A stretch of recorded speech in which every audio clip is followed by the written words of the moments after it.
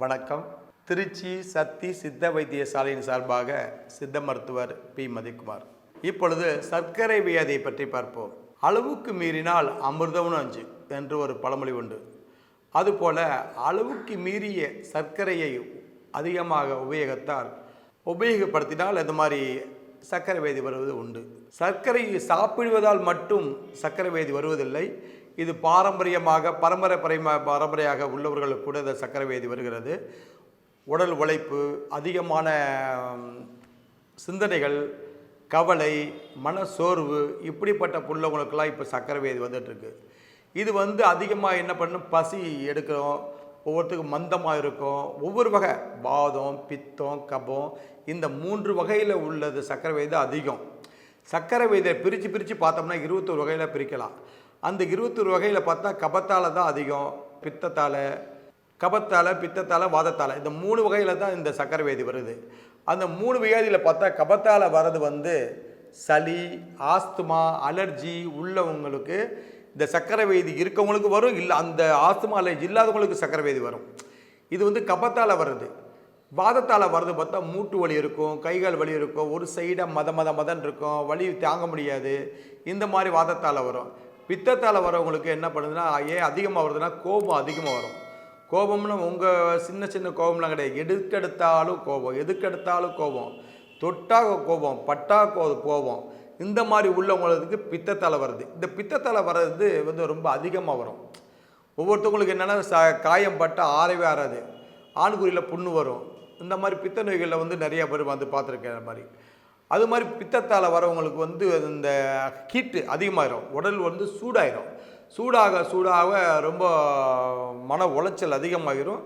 தூக்கம் கூட நைட்டில் வராது. அந்த மாதிரி உள்ளவங்களுக்கு சர்க்கரை வியாதி ரொம்ப அதிகமாக ஆகும். சிலத்து மற்ற கபத்தால் வரவங்களுக்கு இந்த மாதிரி ஆஸ்துமா அலர்ஜியில் வரும். வாதத்தால் வரவங்களுக்கு நரம்பு தளர்ச்சியில் வரும்.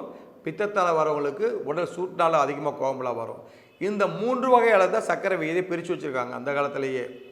அதனால் சர்க்கரை வியாதி உள்ளவங்க ரொம்ப துயரப்படுறாங்க, இல்லைன்னு சொல்ல வரல. பலவிதமான நாட்டு மருந்து சாப்பிட்றாங்க, ஆங்கில மருந்து சாப்பிட்றாங்க, ரொம்ப சாப்பிட்றாங்க. இவங்களுக்கு பார்த்தா அடிக்கடி சிறுநீர் கழியும், அதிக தாகம் எடுக்கும், கலப்பு இருக்கும், எடை பார்த்தா குறைஞ்சிக்கிட்டே வரும், ஆன்ம குறைவு ஏற்படும், வறட்சி, தோல் வறட்சி அதிகமாக இருக்கும், கொஞ்சம் ஊறல் மாதிரியோட இருக்கும். அப்புறம் சிறுநீரில் சர்க்கரை சத்து அதிகமாக இருக்கும். இது மாதிரி புண்ணு ஆறாது. பொதுவாக பார்த்தா ரத்தத்தில் அதிக சர்க்கரை இருக்கும். இந்த சர்க்கரைக்கு பயந்துக்கிட்டு என்ன பண்ணுவாங்க, மாத்திரை மருந்து அதிகமாக எடுப்பாங்க. அதிகமாக எடுக்கும்போது என்ன பண்ணுறாங்கன்னா சர்க்கரை குறையும், அப்படியே மயக்கம் வரும். சர்க்கரை குறையும் போது மயக்கம் வரும். ஏன்னா அவங்க அதிகமாக சாப்பிட்றது கிடையாது. சர்க்கரை இருக்குது, சாப்பிடக்கூடாது, ஒரு 2 இட்லி தின்னா போதும், 3 இட்லி தின்னா போதும், சர்க்கரை அதிகமாக இருக்குது அப்படின்னு நினச்சி மாத்திரையும் போட்டுக்குவாங்க, இன்சுலினும் போட்டுக்குவாங்க. போடும்போது சர்க்கரை அதிகமாக குறையும் போது மயக்கம்லாம் தள்ளும். அப்படி மயக்கம் வரும்போது என்ன பண்ணுவாங்க, ஒன்றுமே பண்ண முடியாது, கீழே விழுவாங்க. கீழே விழுந்தால் கைகால் பிடிச்சி இழுக்கும், கைகால் வலி இருக்கும், மண்டை கூட வலிக்கும், ஒருத்தர் கோமா கூட போயிடுவாங்க. உடனே என்ன பண்ணி சர்க்கரை கொஞ்சம் எடுத்து போடும்போது சர்க்கரை அளவு கரெக்டாக இருக்கும். அதை விட்டுட்டு சர்க்கரை கையில் வச்சுக்கிட்டே போக வேண்டிய சூழ்நிலை ஏற்படும். அந்த மாதிரிலாம் சர்க்கரை வியாதியில் ரொம்ப கஷ்டப்படுறாங்க, இல்லைன்னு சொல்ல முடியாது. இது பொதுவாக சர்க்கரை வியாதியில் என்ன பண்ணும்னா வெள்ளரிக்காய், முருங்கைக்காய், இந்த வாயு பண்டாலில் விட்டுடணும். இயற்கையான உணவுகளை நிறைய சேர்த்துக்கணும். இந்த வியாதியில் வரவங்க உடற்பயிற்சி அதிகமாக செய்யணும். உடற்பயிற்சி காலையில் எழுந்திரிச்சாக்க ஒரு அரை மணி நேரம் நல்லா ஓடணும், ஓடியாடணும், கொஞ்சம் எக்ஸசைஸ் பண்ணணும். ஒரு 70 வயசு இருந்தாலும் சரி, 40 வயசு இருந்தாலும் சரி, நல்லா நடக்கணும். நடக்கும்போது என்ன பண்ணோம்னா கொஞ்சம் இந்த வயிறெல்லாம் மேலே வரும். அப்போ கணையை கொஞ்சம் ஒர்க் பண்ண ஆரம்பிச்சிடும். கொஞ்சம் ஒர்க் பண்ணணும், இன்சுலின் கொஞ்சம் சுரக்கும். நீங்கள் நடக்க உள்ளக்குள்ளே வெப்பம், ஹீட்டு எல்லாமே வெளியே போகும், வேர்வையால் வெளியில் போகும். அப்படி வேர்வையால் வெளியில் போகும்போது நல்லது. ஒரு டான்ஸ் போடலாம், ஒரு நடக்கலாம். இந்த மாதிரி தேவையற்ற கழிவுகளில் வெளியில் போகும். தேவையற்ற மலம்லாம் ஜீரமாகி நல்லா ஃப்ரீயாக வெளியே போகும். நடக்கிறதால, வாக்கிங் போகிறதால தான் இந்த இதெல்லாம் குறையும்.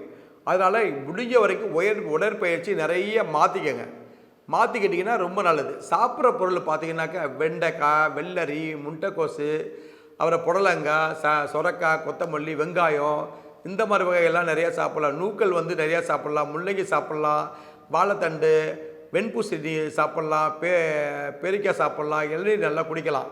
இந்த மாதிரி வகையெல்லாம் நிறையா சாப்பிட்டுருந்தீங்கன்னா உங்களுக்கு நல்லது. இயற்கையான உணவுகள் நிறைய சாப்பிடுங்க. இயற்கையான உணவுகள் நிறைய சாப்பிட இன்சுலின் அதிகமாக சுரக்கும். இயற்கையான உணவுகள் மேற்கொண்ட இயற்கையான உணவு நல்ல அது பாதகமே கிடையாது. சர்க்கரை வியாதி உள்ளவங்க நான் சொன்னதெல்லாம் சாப்பிட்டீங்கன்னா உடம்புக்கு நல்லது. உடலுக்கு இயற்கையாகவே உணவு நல்லா வரும். உங்களுக்கு இன்சுலின் நல்லா சுரக்கும், பயப்பட வேண்டியதில்லை. அதனால் பக்க விளைவு இந்த சிறுநீரக பிரச்சனை, கண் பார்வை இதெல்லாம் கெட்டு போகாது. இந்த மாதிரி இயற்கையான உணவுலாம் சாப்பிட்டீங்கன்னா. அதனால் இயற்கையான உணவுலாம் நிறைய சேர்த்துக்கங்க. முடியாதவங்க, உங்களால் செஞ்சு சாப்பிட முடியாதவங்க எங்களை தொடர்பு கொள்ளுங்கள். வாதம், பித்தம், கபம் இந்த மாதிரி வகைகளில் ஏற்பட்ட சர்க்கரை வியாதிக்கு எப்படிப்பட்ட புண்ணாக இருந்தாலும் சரி ஆறிடும். சர்க்கரை சொத்தை நல்லா குறைச்சிடலாம். அந்த மாதிரி மருந்தெல்லாம் எங்ககிட்ட இருக்குது. நாங்கள் செஞ்சு கொடுத்துட்டு தான் இருக்கோம். இந்த 3 வகையான சர்க்கரை வியாதிக்கும் வாதத்தாலையும் பித்தத்தாலையும் கபத்தாலையும் வர சர்க்கரை வியாதிகளுக்கு 3க்குமே சரி பண்ணுற ஒரு வகையான மருந்து தயார்படுத்தி தந்துட்டுருக்கோம். அதை சாப்பிட்லாம், சரியாக போயிடும். நன்றி. இது உங்களுக்கு பிடிச்சிருந்தால் லைக் பண்ணுங்கள், ஷேர் பண்ணுங்கள், சப்ஸ்கிரைப் பண்ணுங்கள். நன்றி, வணக்கம்.